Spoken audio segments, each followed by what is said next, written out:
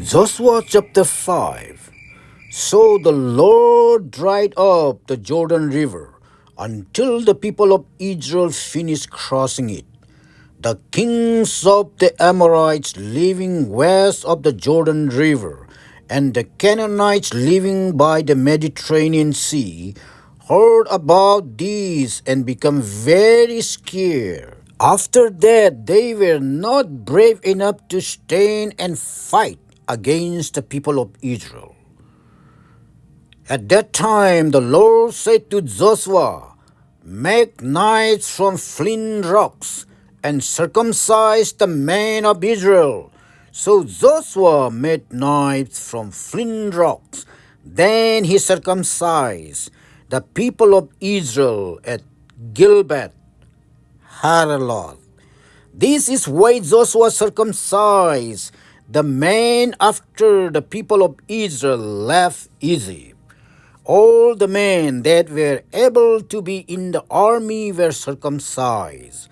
While in the desert, many of the fighting men did not listen to the Lord.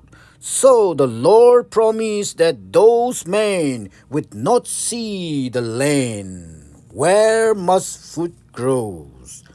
The Lord promised our ancestors to give us that land. But because of this man, God forced the people to wander in the desert for 40 years.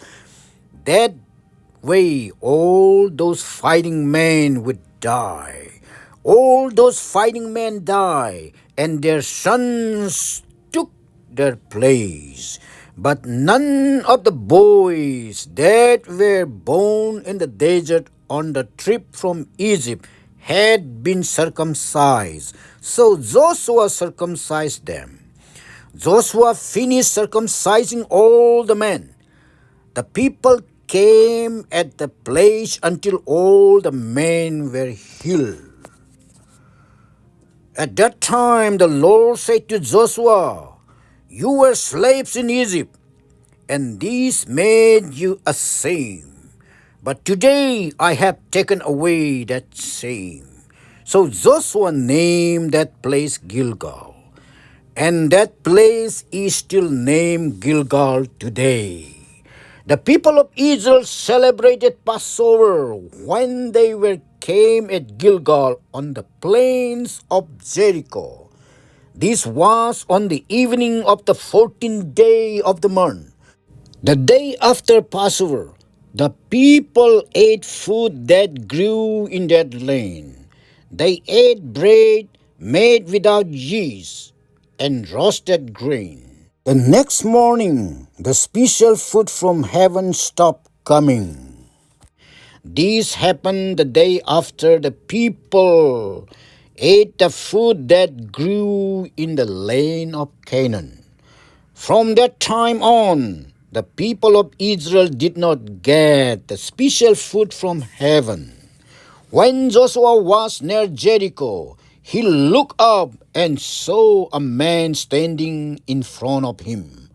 The man had a sword in his hand. Joshua went to the man and asked, "Are you a friend to our people, or are you one of our enemies?"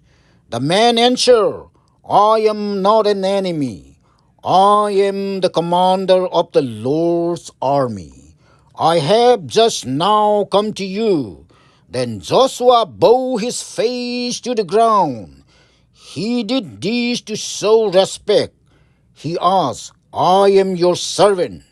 Does my master have a command for me?"